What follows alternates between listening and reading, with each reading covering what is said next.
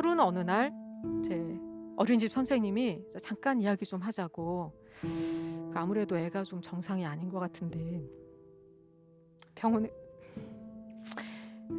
병원에 가보시는 게 좋겠다고 하늘이 노래지고, 아이고 내가 무슨 큰일을 하겠다고 그런 자책이 들면서 남은 시간은 아이를 위해서 살아야겠다. 우리가 편안한 마음으로 아이를 키울 수 있는 사회가 되려면 저는 두 가지가 필요하다고 생각해요.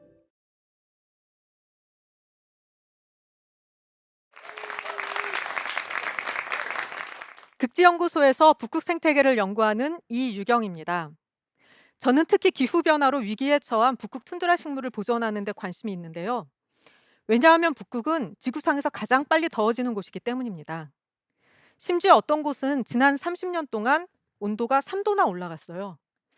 그러면 남쪽에 있는 식물들이 점점 북상하게 되는데 북극 툰드라 식물은 이들 식물과 경쟁을 해야 합니다. 경쟁에서 지면 툰드라 식물은 북극해에 빠져버리는 수밖에 없어요. 제 인생에는 두 가지 탐험이 있습니다. 첫째는 과학자로서 북극을 탐험하는 것이고, 둘째는 엄마로서 인생을 탐험하는 것입니다. 엄마는 북극 출장 중이라는 책을 썼고요. 또 여러분들에게 북극 식물을 소개하는 책을 쓰고 있습니다. 최근에 중학교 친구가 갑자기 카톡으로 연락을 해왔어요. 정말 몇십 년 만에 연락을 받은 건데, 자기가 엄마는 북극 출장 중 읽었다고. 네, 탐구하는 너의 모습이 자랑스러워 막 이렇게 카톡을 보냈습니다. 그런데 사실 제가 처음부터 이런 극지 과학자가 되겠다고 계획을 했던 것도 아니고 꿈을 꿨던 것도 아니에요. 그냥 어쩌면 계획이 없었기 때문에 이런 자리에 와 있는지도 모릅니다. 이곳은 그린란드 자켄버그로 우리나라에서 단 3사람만이 이곳에 들어가 봤습니다. 북극도 여름에는 얼음이 녹고 이렇게 식물이 자라거든요. 제가 그린란드에서 연구하는 모습입니다. 이곳은 알래스카에 나무가 자라는 수목 한계선이에요. 이렇게 띄엄띄엄 침엽수가 자라는 게 보이죠? 사람들은 기온이 올라가면 북극에서 이산화탄소 농도가 줄어들 거라고 생각했습니다. 왜냐하면 식물이 더 잘 자라니까 광합성을 잘하고 그러면 이산화탄소를 많이 흡수할 테니까요. 그런데 이상하게도 이산화탄소 농도가 높아지는 곳들이 있었습니다. 왜 그런 걸까요? 아마도 동토 속에 꽁꽁 얼어있던 미생물들이 활성화되면서 이산화탄소를 방출하는 것으로 보입니다. 미생물들도 숨을 쉬거든요. 우리는 이 동토 속에 어떤 미생물들이 살고 있는지, 또 물질 대사는 어떻게 하는지, 그리고 정말 온도가 높아지면 이 미생물들이 이산화탄소나 메탄가스를 더 많이 방출하는지, 이런 것들을 연구하고 있습니다. 여기는 다산 과학기지가 있는 스발바르입니다. 저렇게 하얗게 보이는 곳들이 얼음에 덮여 있는 빙하인데요. 이 지도에서 가장 바깥쪽을 보면 최근에 1920년대까지 얼음이 덮여 있던 곳입니다. 그 뒤에 비행기에서 사진을 찍거나 인공위성 사진을 통해서 빙하가 점점 줄어드는 것을 확인할 수 있었어요. 1년에 약 20m의 빙하가 뒤로 물러납니다. 바로 우리 눈앞에서 기후 위기의 현장을 보고 있는 것이죠. 사실 저는 이런 연구를 하게 될 거라고는 정말 꿈도 꾸지 않았습니다. 대학교 4학년 때 다들 대학원 준비를 하고 있는데, 저는 뭐 성적도 별로 좋지 않고 준비도 안 돼 있는 것 같고 그래서 대학원 좀 망설였어요. 근데 그렇다고 또 졸업한 이후에 딱히 할 일이 있는 것도 아니고, 그래서 할 수 없이 대학원 준비를 했습니다. 그때 가장 인기 있는 분야는 분자생물학이었거든요. 근데 분자생물학은 너무 어려워서 제가 못할 것 같아서 생각해 보니까 실험할 때 홍조류가 굉장히 예뻤던 게 떠올랐어요. 그래서 홍조류가 예뻐서 해조류 분류학 연구실에 들어갔습니다. 그리고 해조류 분류학 연구실에서 저는 정말 굉장한 발견을 합니다. 그건 제가 분류에 소질이 없다는 거예요. 아무리 봐도 이 모양이 잘 구분이 되질 않았습니다. 그래서 분류는 포기하고 이제 세포학을 하기로 하고 실험을 했는데, 실험이 굉장히 잘 됐습니다. 그래서 박사과정 때는 세계 최초로 홍조류의 성, 섹스와 관련된 유전자를 찾겠다, 이런 야심찬 계획을 세우고 분자생물학에 도전을 합니다. 그리고 바로 이때 저는 또 두 번째 중요한 발견을 하죠. 그건 바로 제 손이 똥손이라는 겁니다. 제가 원래 분자생물학은 막 눈물 한 방울보다도 작은 막 그런 걸 다뤄야 되는데 제가 실험을 너무 못 했어요. 그래서 할 때마다 계속 결과가 안 나오는 거예요. 1년 내내 계속 같은 실험을 반복하고 반복해도 결과가 나오지 않으니까 자신감은 점점 사라지고 제 얼굴에서 웃음도 사라졌습니다. 그래서 '아 이건 내 길이 아닌 것 같다. 이게 나하고 안 맞아. 아 인제 이쯤에서 박사과정 접어야 되겠다. 아 그래도 혹시 모르니까 한 번만 더 해 보자. 오늘 하루만 더 해 볼까?' 이러면서 인제 매일 고민하면서 지냈어요. 아 다행히도 금손을 가진 후배가 들어와서 그 어려운 실험을 좀 도움을 받고 이제 그 뒤에는 인제 실험을 잘 마무리해서 박사학위를 받았습니다. 그 뒤로 이제 결혼을 하고 또 포항공대에 가서 더 열심히 연구를 하고 있었죠. 근데 위기가 찾아와요. 제가 임신을 했습니다.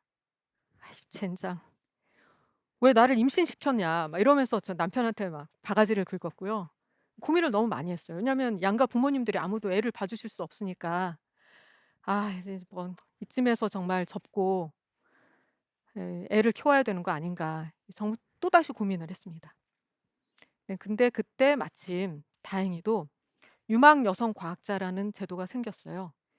근데 그건 워낙 여성 과학자를 인제 뽑지를 않으니까 취업하기가 힘드니까 "정부에서 월급을 드릴 테니 여성 과학자를 한번 채용해 보고 이 여성 과학자가 일을 잘하면 정규직으로 좀 뽑아 주세요."라는 제도였습니다. 많은 선배 여성 과학자들이 후배들을 위해서 정부를 설득하고 또 법을 만들고 하면서 만든 그런 소중한 기회였어요. 예 하지만 저처럼 막 임신을 해 가지고 얼마 뒤에 아기 낳으러 들어갈 사람을 '과연 받아줄 사람이 있을까?'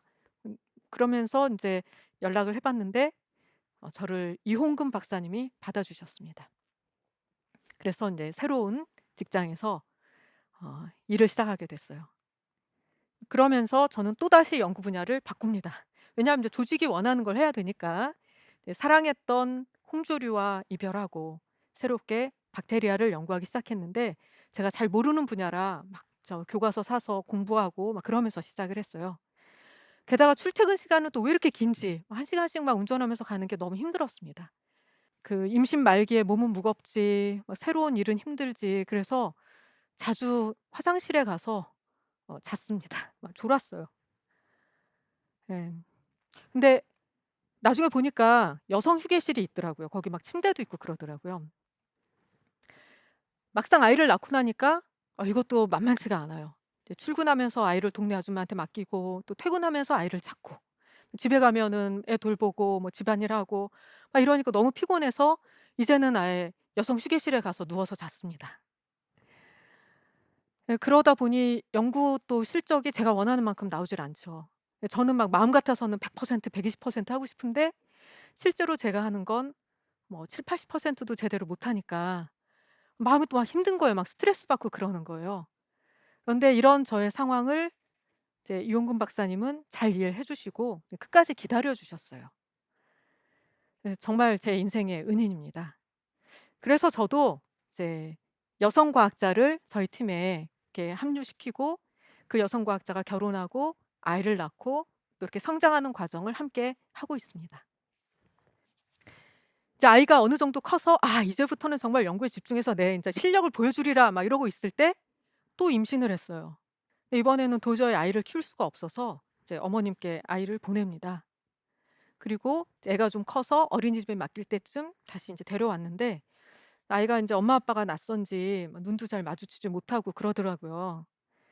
하루는 어느 날 제 어린이집 선생님이 잠깐 이야기 좀 하자고 그 아무래도 애가 좀 정상이 아닌 것 같은데 병원에 병원에 가 보시는 게 좋겠다고 아마도 자폐를 의심하는 것 같았어요. 그때 막 하늘이 노래지고 '아이고 내가 무슨 큰일을 하겠다고 애를 떼어 놓고.' 그런 자책이 들면서 예 이제 직장은 그만두고 이제 음 '남은 시간은 아이를 위해서 살아야겠다.' 이렇게 결심하고 아이와 함께 이제 소아정신과에 갔습니다. 근데 의사 선생님이 막 이것저것 아이와 뭐 이렇게 놀이도 하고 이러면서 관찰하시더니 "아이가 특별한 문제는 없다. 근데 좀 어휘력이 많이 부족하니까 그걸 좀 도와줘라." 그렇게 말씀하셔서 예. 예, 지금 이 아이는 아주 어휘력이 풍부한 청소년으로 잘 자라고 있습니다. 또 또 한 번은 출장을 가야 되는데 애가 막 열이 나는 거예요. 근데 뭐 어떻게 할 수가 없죠. 그냥 그 아픈 애를 집에 놔두고 또 출장을 외국으로 이제 출장을 갔습니다. 근데 정말 감사한 것은 이제 이런 저의 상황을 남편이 잘 이해를 해 줬어요. 이제 어떤 해는 1 년에 막 8 번이나 외국에 출장을 간 적이 있는데 그런 것도 다 남편이 이해를 해 주고 또 남편과 시어머님이 아이들을 잘 돌봐 주셨습니다. 한 번은 이런 일이 있었어요. 스웨덴에서 열린 이제 북극 회의에 참석을 했는데 과학자가 막 설명을 마치고 "아 30분 뒤에 북극 동토 현장에 안내해 드리겠습니다." 이러고는 사라졌어요. 그래서 저희는 인제 쉬는 시간 동안 화장실도 갔다 오고 뭐 커피도 마시면서 이야기도 나누고 있었습니다. 이제 30분 뒤에 그 과학자가 다시 왔는데 팔에 5 살짜리 딸아이를 안고 있었어요. 제가 시간을 보니까 오후 4시, 이 사람들이 퇴근하면서 아이를 찾을 시간이었습니다. 거기에 있는 아무도 "왜 애를 데려왔냐." 이러는 사람이 없었어요. 노르웨이나 스웨덴에서는 7 시에서 8시 사이에 출근을 하고 오후 3-4 시면은 퇴근을 합니다. 부모 중에 한 사람이 아이를 맡기고 이제 다른 사람이 아이를 찾게 되기 때문에 유모차를 끌고 다니는 아빠를 흔히 볼 수가 있어요. 게다가 버스 안에 유모차를 둘 공간도 있고 버스도 굉장히 낮아서 쉽게 유모차를 태울 수가 있습니다. 다행히 극지연구소에는 지금 육아휴직 제도도 있고 또 출퇴근이 자유로워서 아침 7 시에 출근하고 오후에 4 시에 퇴근할 수도 있습니다. 하지만 모든 직장이 다 이런 건 아니겠죠. 얼마 전에 우리나라의 10 대의 60%, 20 대의 50%는 결혼 후에 자녀가 필요 없다고 대답했다는 기사를 봤습니다. 네, 자녀를 갖지 않겠다는 뜻이겠죠. 아마 저도 이렇게 아이를 키우는 게 아이를 키우면서 직장 생활하는 게 이렇게 힘든 줄 알았으면 비슷한 생각을 했을 것 같아요. 근데 막 저는 막 실험을 하다가 하도 실험이 안 되니까 맨날 막 '졸업을 할 수 있냐 없냐.' 이것만 고민하느라고 결혼에 대해서 아예 생각해 본 적이 없거든요. 근데 또 막상 졸업을 하고 나니까 주위에서 "너 나이도 많은데 뭐 가방끈이 길어 가지고 이러다 결혼 못 한다." 막 이래 겁을 막 주셔 가지고 졸업하자마자 빨리 결혼을 했습니다. 우리가 편안한 마음으로 아이를 키울 수 있는 사회가 되려면 저는 두 가지가 필요하다고 생각해요. 첫째, 초등학교 3 학년 이하의 아이를 둔 부모는 엄마든 아빠든 누구나 1 시간 일찍 퇴근할 수 있도록 해 주는 것. 그리고 둘째, 초등학교 3 학년 이하의 아이들은 누구나 학교의 방과 후 돌봄 교실에서 보호를 받을 수 있는 것. 모든 초등학교에 병설 유치원과 또 방과 후 돌봄 교실이 있어야 합니다. 사실 애들이 4 학년만 되면 자기 혼자 집에 가서 밥 챙겨 먹을 수 있거든요. 이 3 학년 때까지만 좀 도와주세요. 어쨌든 그 힘든 시간이 지나고 저는 연구에 집중할 수 있는 상황이 됐는데 또 이번에는 연구비가 잘렸습니다. 과학자는 연구비가 있어야 뭘 할 수 있거든요. 그래서 저는 너무 억울하고 화도 나고 그리고 막 창피했습니다. 그래서 막 이것 막 너무 고민하면서 생각하다가 작은 교통사고를 낸 적도 있어요. 근데 막 '내가 이렇게 막 스트레스 받고 잠 못 자고 이러면 안 되겠다. 차라리 이 시간을 내 인생의 쉼표, 휴식 시간으로 갖자.' 이렇게 생각하고 이제 시간이 많이 남으니까 그때 쓴 책이 바로 처음에 보여 드렸던 "엄마는 북극 출장 중입니다." 예, 지금은 멸종 위기에 처한 북극 툰드라 식물에 관심이 많은데 어쩌면 예전에 여성 과학자의 상황이 이런 멸종 위기의 식물과 비슷했던 것 같아요. 다행히 국가 사회에서 관심을 가져 주셔서 지금은 생존력이 많이 높아졌습니다. 하지만 여전히 이공계 여성의 취업률은 20% 대에 머물고 있고 그나마 비정규직 비율이 상대적으로 남성보다 높습니다. 제가 첫 아이를 임신했을 때 유망 여성 과학자라는 제도가 없었다면 저도 중도에 포기했을지 모릅니다. 지금은 경력 단절 여성들을 위한 또 연구비가 있어서 여성 과학자들이 다시 연구에 복귀할 수 있는 기회를 주고 있죠. 저는 이런 게 더 많아지면 좋겠습니다. 그리고 진로를 고민하는 후배들에게 이런 말을 하고 싶어요. 너무 안정된 길을 찾아서 고민하고 계획하느라고 시간을 보내기보다 불확실한 곳이라도 일단은 도전을 해 보라고요. 사실 제 인생에 뭐 계획대로 된 건 별로 없습니다. 뭐 계획을 별로 세우질 못했기 때문에. 그냥 얼떨결에 기회가 열리는 대로 열심히 도전을 하다 보니까 제가 이 자리에 와야 서 있네요. 이 살다 보면은 익숙한 일을 하기보다는 낯선 일, 해 보지 않은 일을 해야 될 때가 훨씬 많고 그런 일들은 항상 두렵습니다. 저는 이런 일을 만날 때마다 '에이 뭐 일단 한번 해 보지 뭐. 뭐 미리 포기할 필요는 없잖아.' 이런 마음으로 계속 살아왔던 것 같아요. 저의 탐험은 아직 끝나지 않았습니다. 저는 이제 지구 밖에 우주의 어딘가 살고 있을지 모르는 그런 생명체에 관심이 많거든요. 특히 인제 화성의 땅속에 과거에 생물이 살았다면 이 뭔가 생명의 흔적이 있을 텐데 '아니야. 어쩌면 지금 화성에 생물이 살고 있을지도 몰라.' 뭐 이런 생각을 하고 있습니다. 이제 몇 년 뒤에는 화성에서 흙과 돌을 지구로 가져오게 되거든요. 저는 그 샘플을 분석하는 게 꿈입니다.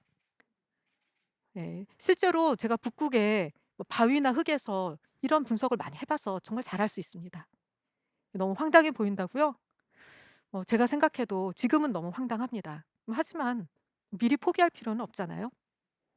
네. 감사합니다. 네.